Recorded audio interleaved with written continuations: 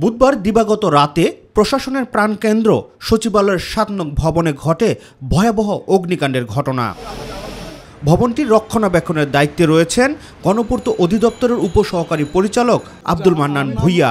তিনি জানান, ভবনটির 4টি ফ্লোরে প্রায় 40 থেকে 50টি করে রুম ক্ষতিগ্রস্ত হয়েছে। ভবনটা মোটামুটি 6টি মন্ত্রণালয় ক্ষতিগ্রস্ত হয়েছে। কতগুলো রুম? 6টা মন্ত্রণালয়। কয়টা রুম?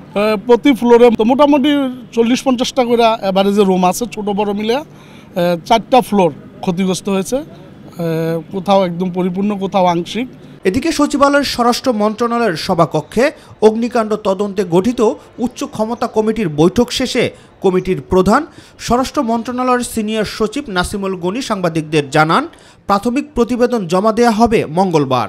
সেনাবাহিনীর থেকে টিম কাজ করছে, বুয়েটের বিশেষজ্ঞরা কাজ করছে, পিডব্লিউডির লোকেরা কাজ করছে, পুলিশের লোকেরা কাজ করছে, আইসিটির লোকেরা কাজ করছে। 5টা টিমের থেকে বিভিন্ন রকম আলামত সংগ্রহ করে এগুলো আমরা ডিসকাশন করে কনক্লুশন আসার চেষ্টা করছি যে প্রাথমিকভাবে কি বলা যায়।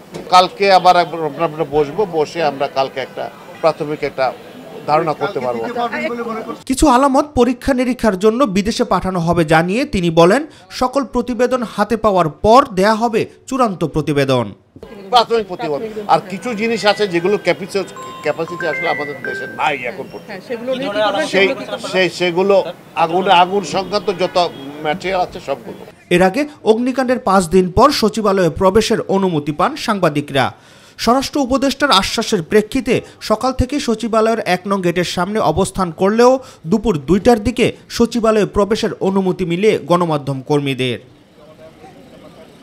রাকিব হাসান, মাই টিভি, ঢাকা।